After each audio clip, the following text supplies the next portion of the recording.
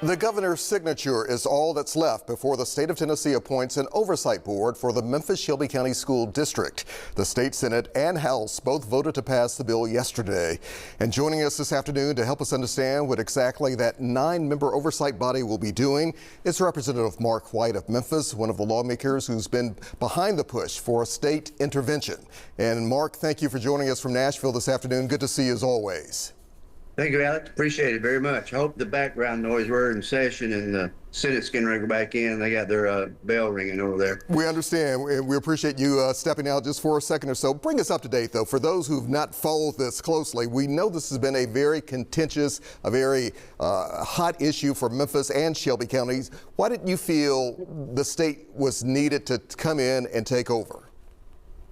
Yeah, well, thank you very much. We've been working on this process as far as the legislation for 2 years now, and we passed it in the House and Senate yesterday for the finally.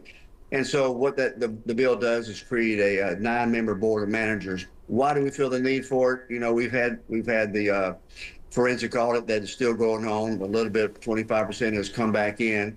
But we see a lot of dysfunction, not just in the academics and for the children, 25% reading deficiency year after year, but also in the business office where the paperwork and things are just not there. And we're just big believers that we're going to have to do a lot of intervention. So that's what the 9-member board of managers is for. We're putting people who are highly qualified in different areas, whether it be in business, finance, contracts, curriculum, academics, everything it takes to run a school system.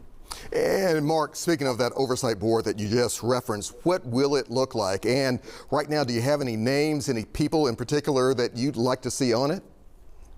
Well, we've been there for 6 months, and so we've been vetting some highly qualified people in Memphis that will be able to give. It's going to take a lot of time. There'll be a lot of work put in this, but we haven't announced the names yet. We're waiting because what actually happened, the governor gets 5 selections, and the 2 speakers get 2 weeks. And we're submitting the names that we've been vetting to them, but they haven't picked them yet, so I don't actually know the names yet. We've been doing a lot of vetting for them. And of course, a lot of people will want to know, will these be outsiders or will these be Memphians, people from here in Shelby County helping to oversee the school board? Yes, these are all the 9 members. These are all Shelby Countyans, except at the last minute, we had a request from one of the speakers said, we would like to hold one position out for somebody that may be outside Shelby County. If there's a particular expertise that we need that hasn't been appointed, that we can put that person that may even be out of Shelby County to fill that slot. So Mark, as I listen to you here, a lot of folks will also want to know, what about the elected school board? Will they essentially become null and void? What role will they play, if any? Well, we didn't touch it. They are still elected school board. They will still be there. However, the board of managers will have complete authority in decision making. And my hope is that the school board will work together with the 9-member board of managers to kind of move this process along. I think, in my opinion, this 9-member board of managers is really going to help the school board because we're going to bring in expertise and some of the things that they are struggling with as a system. And will the elected school board have any authority whatsoever, as well as the superintendent? Only what the board of managers gives them. They can do contracts up to $50,000, but even those will have to go back. They can be vetoed by the board of managers. And as far as the director, superintendent, the board of managers does have the authority if they want to bring in their own person. And Mark, should people in our community feel this state intervention, this oversight committee will be something different? Can it really lead to positive change? Because you and I have had the discussion before about the Achievement School District. A lot of people point fingers at it, saying that it was not successful at all here in Memphis. What do you say? Well, 2 different models on that. The Achievement School District was just going in and taking the bottom 5% of schools and trying to improve them. There was some success. It went for 10 years, cost a lot of money, and we finally closed that down. So a little bit, it's not really an apples to apples comparison. Here, we're actually going to take over the entire school system and right size it. The main thing, a lot of people like to talk about the funding and everything, even though we put $1.8 billion a year into the system.